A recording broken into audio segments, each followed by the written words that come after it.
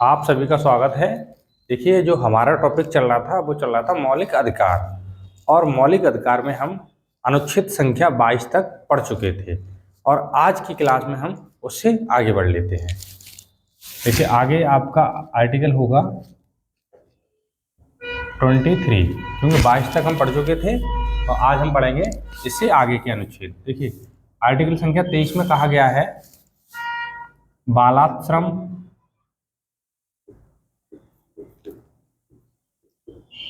मानव तस्करी,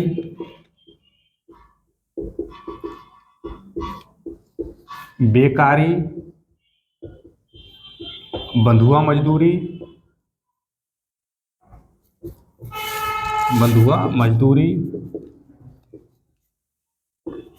दुर्व्यवहार,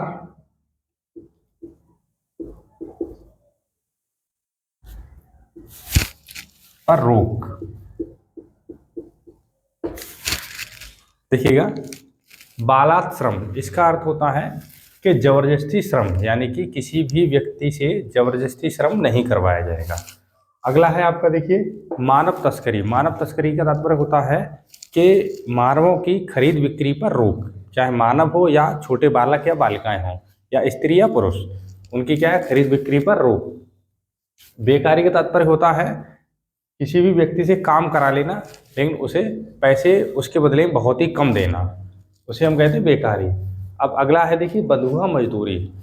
बंधुआ मजदूरी हम कहते हैं कि ब्याज के बदले में उससे काम कराना, यानी कि पहले होता था, जो साहूकार लोग होते थे वो व्यक्तियों को पैसा दे देते थे उधार, ठीक है।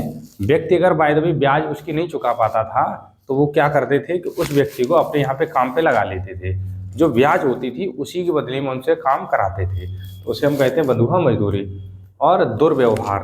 दुर्व्यवहार का मतलब होता है कि व्यक्ति की, हम कह सकते हैं, उसके साथ मारपीट कर देना या अभद्र भाषा का प्रयोग करना या अभद्रता करना उस व्यक्ति के साथ, हम कहते हैं उसकी बेइज्जती कर देना, ये होता है आपका दुर्व्यवहार। इस पर क्या है, रोक है ना। अब देखिए आर्टिकल संख्या 24। देखिए 24 में कहा गया है कि बाल श्रम पर रोक, ठीक है। बाल श्रम पर रोक, ये कहने का तात्पर्य है 14 वर्ष तक के बच्चों से किसी भी प्रकार का कोई भी कार्य नहीं कराया जाएगा। यानी कि जो 14 वर्ष तक के बच्चे हैं उनसे कोई भी कार्य नहीं कराया जाएगा, लेकिन जो 14 से लेकर के 18 वर्ष तक के बच्चे हैं इनसे कोई भी खतरनाक काम नहीं कराया जाएगा। 14 वर्ष तक के बच्चों से कोई भी काम नहीं कराया जाएगा, कोई भी कार्य नहीं, ठीक है, कराया जाएगा। बाकी की 14 से लेकर के जो 18 वर्ष तक के बच्चे हैं उनसे किसी भी प्रकार का कोई भी कार्य नहीं, 14 से लेकर जो 18 वर्ष तक के बच्चे हैं इनसे खतरनाक काम नहीं कराया जाएगा। हम लिख देते हैं, इनसे खतरनाक कार्य नहीं कराया जाएगा। समझ में आया? यानी कि 14 तक के जो बच्चे होंगे उनसे कोई भी कार्य नहीं कराया जाएगा, लेकिन जो 14 से 18 वर्ष तक के बच्चे उनसे कोई भी खतरनाक कार्य नहीं कराया जाएगा। जैसे देखिएगा एग्जाम्पल में, जैसे कांच की फैक्ट्री हो गई, समझ में आया, या विस्फोटक पदार्थ हो गए, विस्फोटक, है ना, या कोई केमिकल वगैरह हो गए, खतरनाक केमिकल हो गए, तो इस प्रकार के कार्य इनसे नहीं कराए जाएंगे। समझ में आया? अब आगे देखते हैं अनुच्छेद संख्या 25। इसमें देखिए आर्टिकल संख्या 25 से लेकर के 28 तक दिया गया धार्मिक स्वतंत्रता का अधिकार, ठीक है। अब यहाँ देखिएगा जो आर्टिकल संख्या 25 में दिया गया है, तो आर्टिकल संख्या देखिए जो 25 में दिया गया है कि किसी भी धर्म की आप रीति को अपना सकते हैं। समझ में आया? यानी कि आर्टिकल संख्या 25 में दिया गया है किसी भी धर्म की रीति को अपना सकते हैं, या हम कह सकते हैं अंतःकरण की स्वतंत्रता। इसका मतलब होता है अंतःकरण की स्वतंत्रता। इसका मतलब ये है कि आप जिस भी धर्म के हो, आपको जो भी धर्म अच्छा लग रहा है उस धर्म की आप कोई भी रीति को अपना सकते हो, या उस धर्म की कुछ बातें आपको अच्छी लग रही हैं, बिल्कुल आप अपनाने में उनको स्वतंत्र हो। समझ में आया?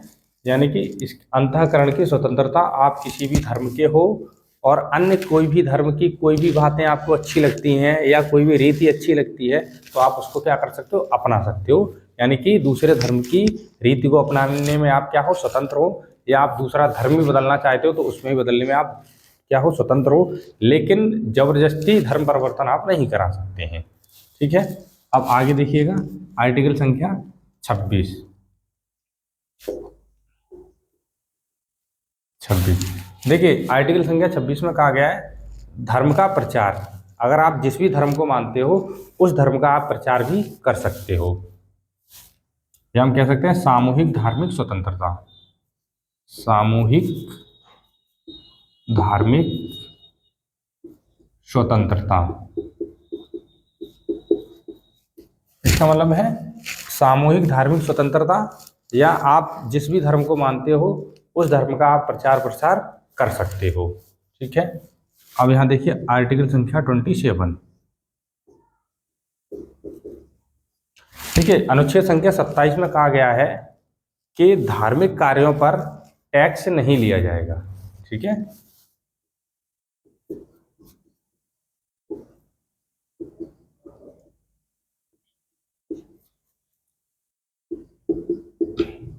धार्मिक कार्यों पर टैक्स नहीं लिया जाएगा।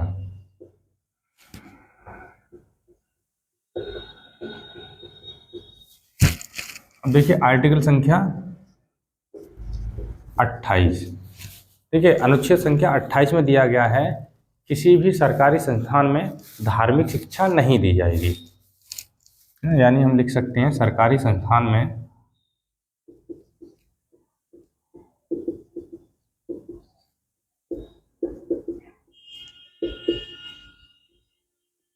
धार्मिक शिक्षा नहीं दी जाएगी।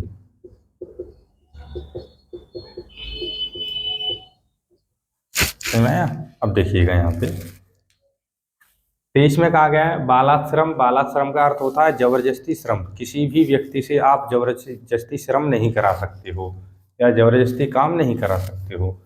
अगला है देखिए इसमें मानव तस्करी। मानव तस्करी का अर्थ होता है मानव की खरीद बिक्री पर रोक। बेकारी का मतलब होता है कार्य ज़्यादा करा लिया लेकिन पैसा उसको दिया बहुत ही कम। बंधुआ मजदूरी, ब्याज के बदले में व्यक्ति से काम कराना। दुर्व्यवहार, किसी भी व्यक्ति की बेइज्जती कर देना। ठीक है, चाहे आप गाली गलौज कर दो या मारपीट कर दो तो आपका दुर्व्यवहार के अंतर्गत आ जाएगा। ठीक, अब 24 में कहा गया, क्या कहा गया है, बाल श्रम। देखिए, अधिकांशतः स्टूडेंट कंफ्यूज होते हैं बालाश्रम में और बाल श्रम में। जो बाल श्रम की बात कही गई है वो अनुच्छेद संख्या 24 में कही गई है ना। तो बाल श्रम पर रोक, 14 वर्ष तक के जो बालक होंगे उनसे किसी भी प्रकार का कोई भी कार्य नहीं कराया जाएगा, लेकिन 14 से 18 वर्ष तक के बच्चे होंगे उनसे कोई भी खतरनाक काम नहीं कराया जाएगा। ठीक है, जैसे खतरनाक काम कांच की फैक्ट्री हो गई या विस्फोटक पदार्थ हो गया या कोई भी केमिकल वगैरह का काम हो गया। अब देखिए आर्टिकल संख्या 25 में कहा गया है अंतःकरण की स्वतंत्रता। इसका मतलब होता है आप किसी भी धर्म की कोई भी रीति को अपना सकते हो। समझ में आया? जैसे फॉर एग्जाम्पल में, जैसे कि मान सकते हैं कि आपको किसी भी धर्म, जैसे सिख धर्म है, सिख धर्म के लोग पगड़ी बांधते हैं। ठीक है ना, तो अगर आपको अच्छा लग रहा है बिल्कुल आप पगड़ी बांध सकते हो। उनकी दाढ़ी और बाल को नहीं कटाते हैं वो, है ना, तो आप बिल्कुल, अगर आपको अच्छा लग रहा है तो आप बिल्कुल मान सकते हो कि कोई भी धर्म हो XYZ, है ना। चलिए अब देखिए आर्टिकल संख्या 26 में कहा गया है सामूहिक धार्मिक स्वतंत्रता। यानी कि आप जिस भी धर्म को मानते हो उस धर्म का आप प्रचार प्रसार कर सकते हो। ठीक है, अब देखिए 27 में दिया है धार्मिक कार्यों पर टैक्स नहीं लगेगा, नहीं लगता है। और 28 में कहा गया है सरकारी संस्थान में धार्मिक शिक्षा नहीं दी जाएगी। अब देखिए आगे बढ़ लेते हैं आर्टिकल संख्या 29।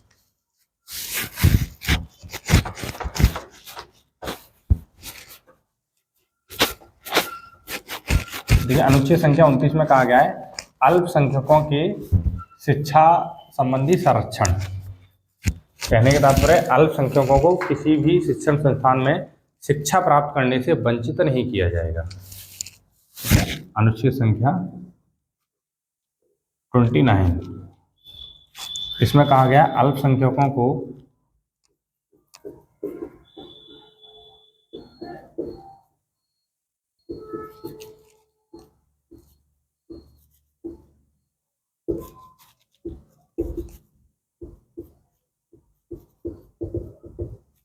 किसी भी शिक्षण संस्थान में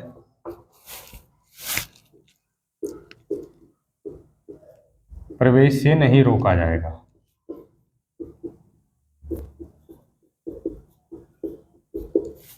देखिए, अल्पसंख्यक कहते हैं मेनली जो देश में जिन लोगों की संख्या केवल 10% से भी कम है उन्हें अल्पसंख्यक कहते हैं, है ना। जैसे हिंदू तो अल्पसंख्यक नहीं है भारत में, लेकिन मुस्लिम हो गए, जैन हो गए, बौद्ध हो गए, पारसी हो गए, है ना, क्रिश्चियन हो गए, ये सब क्या है, अल्पसंख्यक हैं, है ना। तो उन्हें हम अल्पसंख्यक कहते हैं। तो इसी में 29 में कहा गया है अल्पसंख्यकों को किसी भी शिक्षण संस्थान में प्रवेश से नहीं रोका जाएगा, नहीं वंचित किया जाएगा, है ना। अब देखिए 30 में आर्टिकल संख्या 30।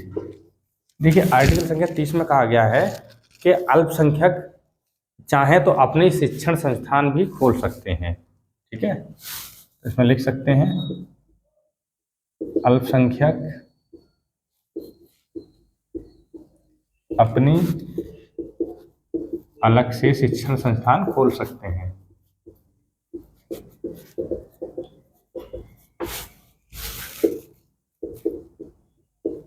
खोल सकते हैं। अब इससे आगे बढ़ लेते हैं। देखिए आर्टिकल संख्या 31। देखिए अनुच्छेद संख्या 31 में कहा गया है संपत्ति का अधिकार। इसमें किसकी बात कही गई है, संपत्ति का अधिकार। अब यहां देखिएगा, मैंने आपको आर्टिकल संख्या 19 पढ़ाया था, 19 के छठे में कहा गया था, उसमें भी संपत्ति की बात कही गई थी। क्योंकि अब संपत्ति का जो अधिकार है वो कानूनी अधिकार बना दिया गया है, उसे मौलिक अधिकार से हटा दिया गया, यानी मौलिक अधिकार से निकाल करके उसे अब क्या बना दिया है, कानूनी अधिकार। अब जब 19 का जो छठा भाग था उसमें मैंने बताया था उसमें भी संपत्ति का अधिकार था, लेकिन वो अर्जित संपत्ति थी, ये पैतृक संपत्ति की बात हो रही है, समझ में आया। यानी कि जो आर्टिकल संख्या 31 है इसमें किसकी बात है, पैतृक संपत्ति, पैतृक संपत्ति, समझ में आया।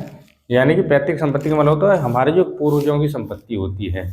जैसे मान लीजिएगा अगर दादाजी की संपत्ति है उस पर नाती का अधिकार होता है, अगर पिताजी की संपत्ति है उस पर बेटे का अधिकार नहीं होता है, ठीक है। पिताजी ने अगर अपने पैसों से संपत्ति को खरीदा है तो पिताजी की जहां इच्छा होगी वो उस व्यक्ति को अपनी संपत्ति को दे सकते हैं, लेकिन अगर वही संपत्ति दादाजी की है तो उसको वो बिना नाती की मर्जी के नहीं बेच सकते हैं, समझ में आया। तो यानी कि अपनी जो दादाजी की संपत्ति होती है उस पर अधिकार होता है नाती का। तो यहाँ पे पैतृक संपत्ति की बात कही गई है। 2005 में महिलाओं को भी पैतृक संपत्ति में क्या हो गया है, हिस्सेदारी हो गई है, यानी कि वो भी चाहें तो अपने पैतृक संपत्ति में हिस्सा ले सकती हैं, ठीक है। बाकी का आर्टिकल संख्या जो 31 है ना और 19 का छठा था, इसमें मैंने बता दिया था कि जो 78वां संविधान संशोधन हुआ था, सॉरी 1978 में हुआ था 44वां संविधान संशोधन। कौन सा, 44वां संविधान संशोधन 1978 में हुआ था। इसमें इसे किस में जोड़ दिया गया, 300 के का में जोड़ दिया गया है, संशोधन हुआ था। अब जो संपत्ति का अधिकार है इसे किस में जोड़ दिया गया है, 300 के का में जोड़ दिया गया है और इसे कानूनी अधिकार बना दिया गया है। लेकिन सरकार जब कभी किसी का मान के लिए अधिग्रहण करती है, जैसे सड़क निकल रही है या रेलवे लाइन निकल रही है, तो जो संपत्ति होती है उसकी वैल्यूएशन का 1.5 गुना मुआवजा देती है ना। चलिए अब देखते हैं आर्टिकल संख्या 32। अब देखिए यहाँ से प्रश्न बनता है किस अनुच्छेद को संविधान की आत्मा कहा जाता है। तो आर्टिकल संख्या 32 को संविधान की क्या कहा जाता है, आत्मा कहा जाता है। लेकिन ये किसने कहा है, ये डॉक्टर भीमराव अंबेडकर ने आर्टिकल संख्या 32 को संविधान की आत्मा कहा है। अब देखिए अगला प्रश्न यहाँ से बनता है कि किस भाग को संविधान की आत्मा कहा जाता है। तो जो प्रस्तावना है तो प्रस्तावना को संविधान की आत्मा कहा जाता है। किसने कहा है, ठाकुरदास भार्गव। ठाकुरदास भार्गव ने कहा है प्रस्तावना को संविधान की आत्मा कहा है। और आर्टिकल संख्या 32 को डॉक्टर भीमराव अंबेडकर ने संविधान की आत्मा कहा है, ठीक है। देखिए इसमें संवैधानिक उपचारों का उपबंध हम लिख सकते हैं, संवैधानिक उपचारों का अधिकार। ठीक है, तो इसे डॉक्टर भीमराव अंबेडकर ने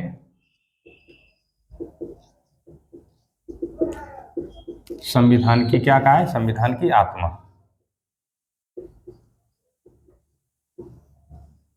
संविधान की आत्मा कहा है। समझ में आया?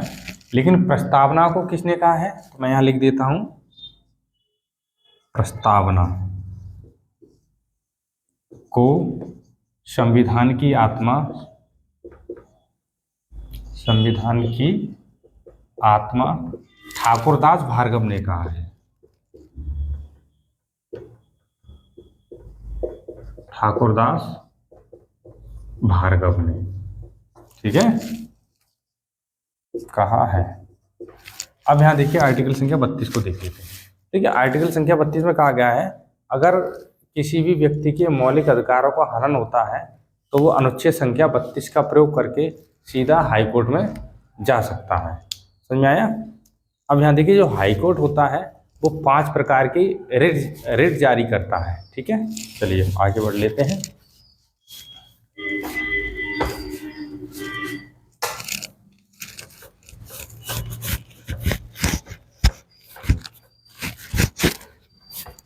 अब यहाँ देखिएगा कि जो आर्टिकल संख्या 32, इसे संविधान की आत्मा किसने कहा है? डॉक्टर भीमराव अंबेडकर ने।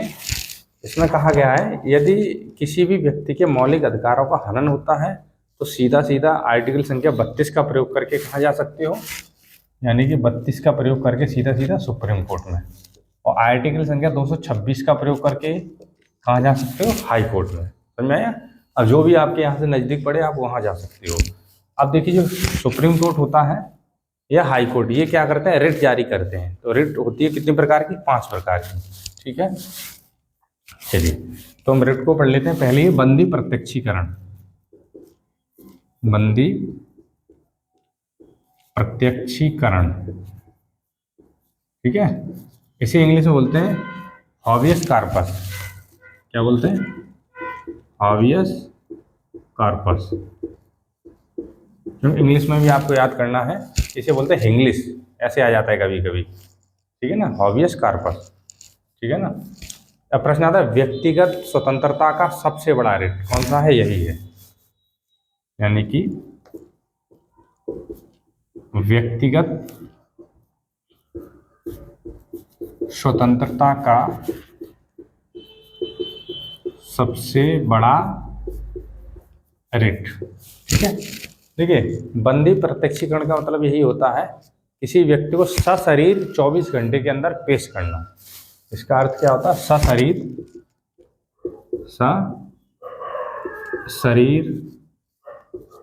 24 घंटे के अंदर न्यायालय में पेश करना या मजिस्ट्रेट। समझ में आया? हॉबियस कार्पस व्यक्तिगत स्वतंत्रता की सबसे बड़ी क्या है? रिट है। ठीक है, अब आगे देख लीजिएगा, आगे है परमादेश। परमादेश, इसे इंग्लिश में बोलता है मैंडेमस। मैंडेमस।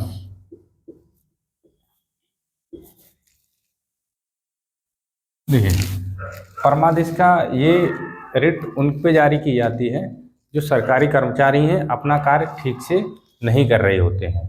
ठीक है, तो उनको रिट जारी की जाएगी। कौन सा? परमादेश। इसका अर्थ होता है कि हम आदेश देते हैं। इसका अर्थ क्या होता है? हम आदेश देते हैं,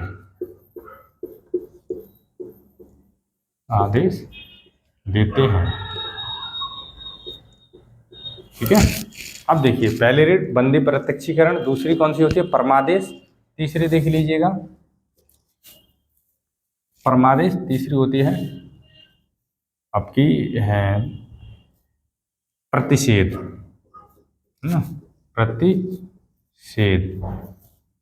लेकिन जो प्रतिषेध होती है ये न्यायालय, जो उच्च न्यायालय होता है ना, वो निचले न्यायालय पे जारी करती है। ठीक है ना। तो लेकिन अब मानव की मैं लिख लेता हूं, अधिकार प्रक्षा। अधिकार रक्षा, ठीक है ना। इसे इंग्लिश में बोलते हैं क्यू वेरेंटो, क्यू वेरेंटो, समझ में आया। अब देखिए ये रिट उनके लिए जारी की जाती है कि जो अपने अधिकार क्षेत्र से बाहर रह के कार्य करते हैं, समझ में आया।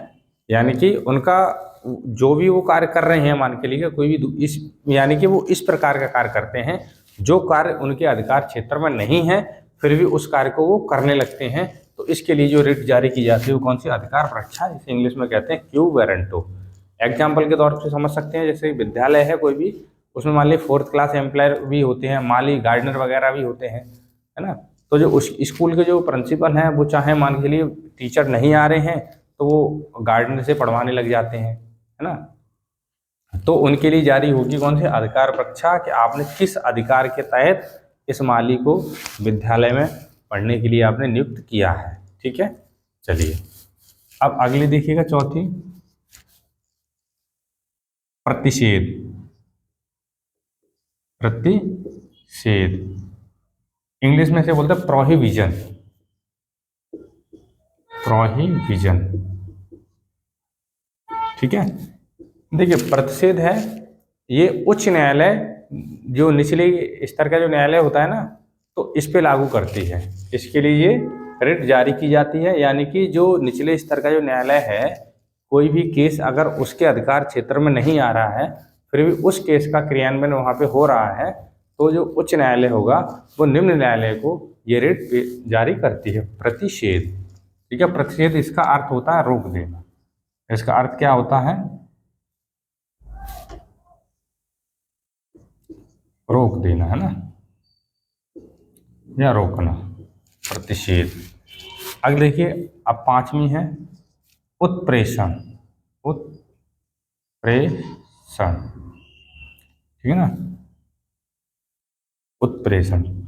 अब देखिएगा उत्प्रेषण ये क्या होता है, अगर जब निचले स्तर का जो न्यायालय होता है अपना फैसला सुना चुका होता है, ठीक है, तो उच्च न्यायालय होता है वो निचले स्तर के जो न्यायालय है इसको अपने पास, अगर जजमेंट सुना दिया गया है तो उस केस को अपने पास बुला लेती है। तो कौन से रिट जारी करते हैं, उत्प्रेषण, यानी कि ये सिर्फ कोर्ट के ऊपर जारी होती हैं, न्यायालय पे जारी की जाती है, न्यायालय के लिए जारी की जाती हैं, बाकी की ये मानवों के लिए न्याय जारी की जाती है, ठीक है। चलिए इसे इंग्लिश में कहते हैं सर्टियोरिटी, उत्प्रेषण को सर्टियोरिटी, ठीक है। अब आपको 5 प्रकार की रिटें याद हो गई होंगी, समझ लीजिएगा। पहली है बंदी प्रत्यक्षीकरण, दूसरी है परमादेश, तीसरी अधिकार रक्षा, चौथी है प्रतिषेध, पांचवी है उत्प्रेषण, ठीक है। अब चलिए हम आगे बढ़ते हैं, आर्टिकल संख्या 32 हमारा कंप्लीट होता है। अब सॉरी 32, अब आगे बढ़ते हैं, देखिए आर्टिकल संख्या 33।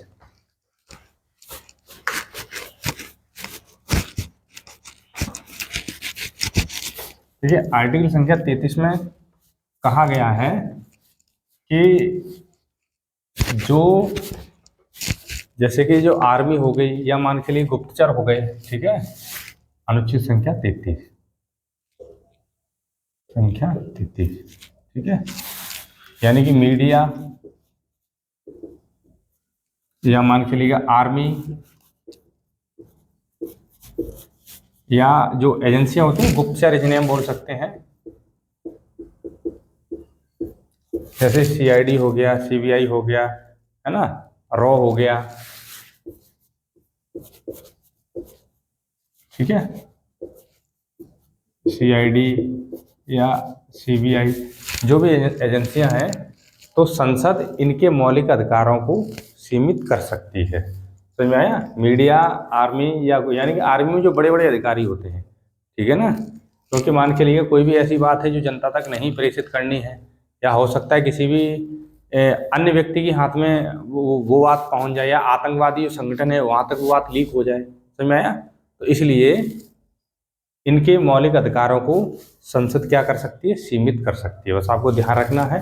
मीडिया, आर्मी, गुप्तचर, सीआईडी, सीबीआई, समझ में आया, तो इनके मौलिक अधिकारों को संसद क्या कर सकती है, सीमित कर सकती है ना। इनके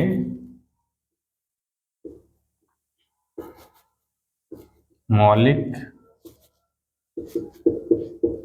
अधिकारों को संसद सीमित कर सकती है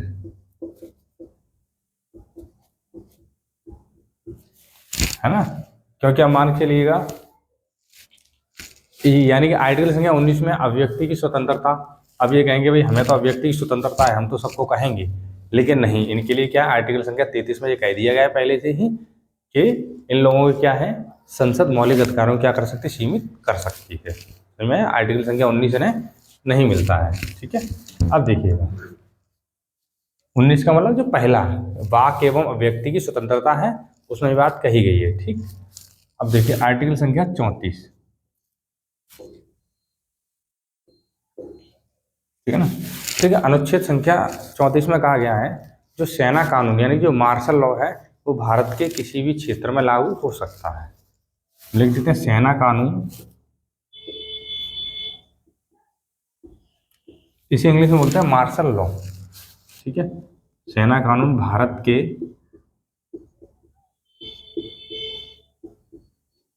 किसी भी क्षेत्र में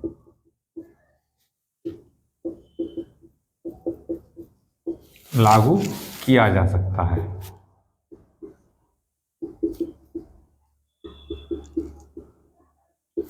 यानी कि जो सेना कानून है, जैसे फॉर एग्जांपल में आगरा कैंट हो गया, अंबाला कैंट हो गया, है ना, वाराणसी कैंट हो गया, है ना, तो इस प्रकार का क्या है, ये आपका जहाँ पे छावनी रहती है, जहाँ छावनी रहती है तो वहाँ पे कौन सा कानून लगता है, आपका आर्मल, जो हम कह सकते हैं मार्शल लॉ। और जो सबसे खतरनाक कानून था वो था AFSPA, armed forces special power act. खतरनाक कौन सा था, armed forces special power act, AFSPA, है ना। अब देखिए आर्टिकल संख्या 35, आर्टिकल संख्या 35, ठीक है, 35 में कहा गया है जो मौलिक अधिकारों को लागू करने की विधि। इसमें क्या कहा गया है, मौलिक अधिकारों को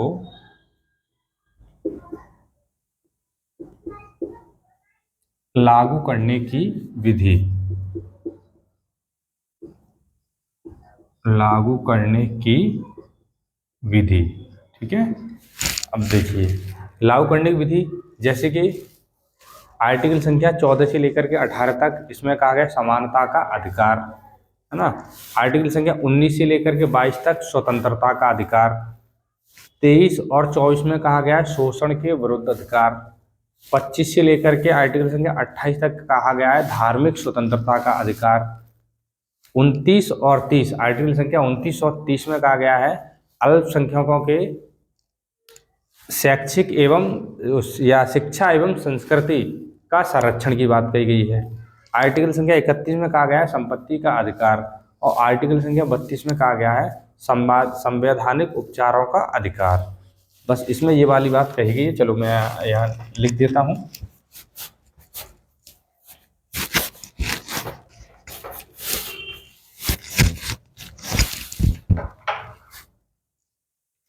अनुच्छेद संख्या 35, इसमें कहा गया मौलिक अधिकारों को लागू करने की विधि।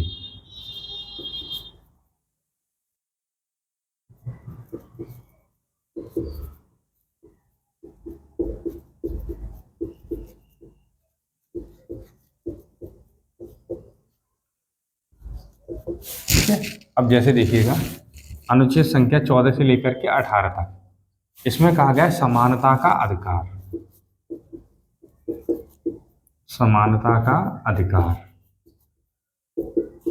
ठीक है, उसके बाद देखिए 19 से लेकर के 22 तक, 19 से 22 इसमें कहा गया शोषण के विरुद्ध अधिकार, सॉरी स्वतंत्रता का अधिकार, इसमें कहा गया स्वतंत्रता का अधिकार,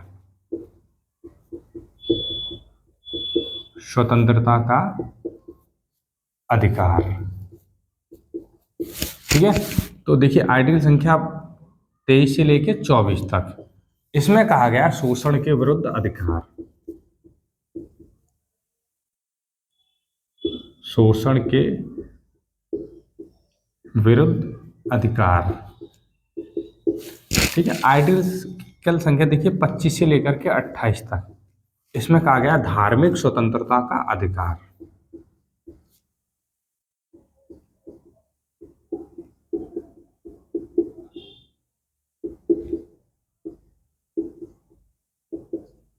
धार्मिक स्वतंत्रता का अधिकार।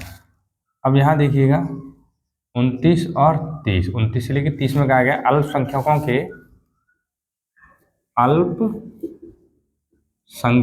के शिक्षा एवं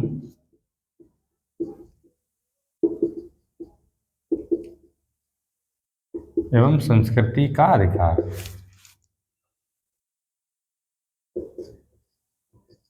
ठीक है। अब देखिए आर्टिकल संख्या 29, 29 और 30 हो गया। अनुच्छेद संख्या आपका होता है 31। देखिए 31 में कहा गया संपत्ति का अधिकार। संपत्ति का अधिकार, चूंकि अब वर्तमान में इसे हटा दिया गया है, वर्तमान में इसे हटा दिया गया है, इसे अब बना दिया गया है कानूनी अधिकार। आर्टिकल संख्या 300 के काम में इसको रख दिया गया है। अब देखिए आर्टिकल संख्या 32, अनुच्छेद संख्या 32, इसमें संवैधानिक उपचारों का अधिकार। संवैधानिक उपचारों का अधिकार। ठीक है ना। तो आर्टिकल संख्या 35 में जो मौलिक अधिकार है इनको लागू करने की विधि कही गई है। ठीक है। अब देखिए आगे बढ़ लेते हैं। देखिए आर्टिकल संख्या जो 15 है, अब इरेज कर देता हूँ इसे मैं।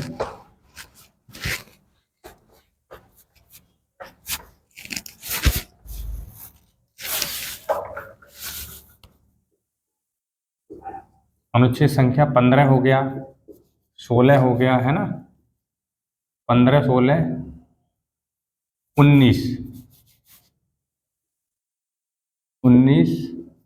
और 29 और 30। ठीक है। अनुच्छेद संख्या 15, 16, 19, 29, 30 ये विदेशियों को प्राप्त नहीं है। यह विदेशियों को प्राप्त नहीं है। समझ में आया। अब देखिए क्यों नहीं है। देखिए आर्टिकल संख्या 15 में, आर्टिकल संख्या 15 में क्या कहा गया है कि जाति, धर्म, लिंग, जन्म स्थान के आधार या मूल वंश के आधार पर किसी भी व्यक्ति के साथ भेदभाव नहीं किया जाएगा। ठीक है, ये कहा गया है। लेकिन जो विदेशी लोग आते हैं, ठीक है ना, इनको जन्म स्थान के आधार पर भेदभाव किया जाता है। कैसे किया जाता है। देखिए अगर मान लीजिए आगरा में आते हैं ताजमहल देखने के लिए, तो विदेशी लोगों के लिए टिकट अलग होती है यानी उनके लिए पैसे उनसे ज़्यादा लगते हैं। अगर कोई भारतीय होगा उनसे पैसे कम लगते हैं टिकट के। ठीक है।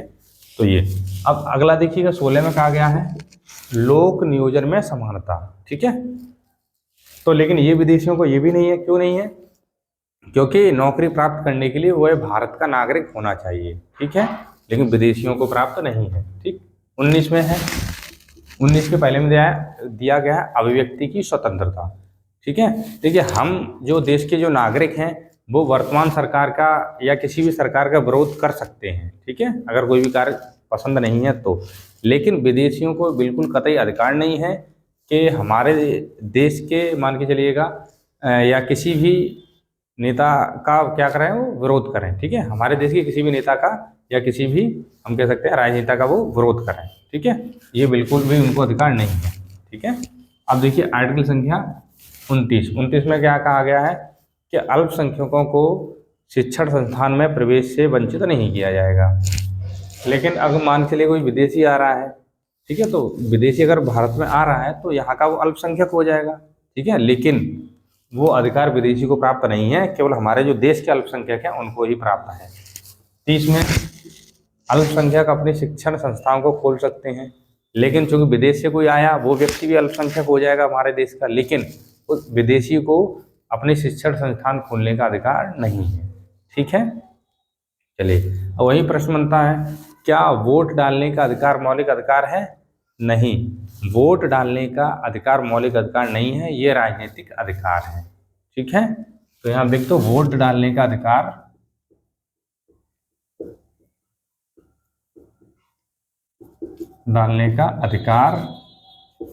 मौलिक अधिकार नहीं है। ठीक है,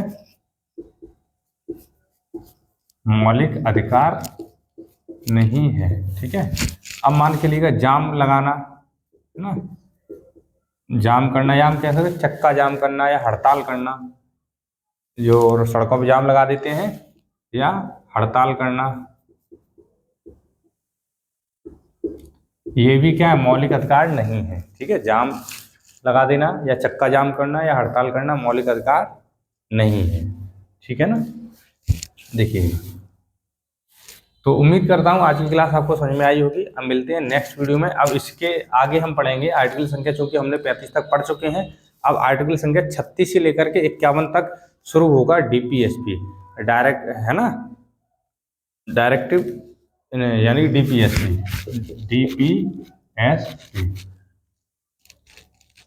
राज्य के नीति निर्देशक तत्व।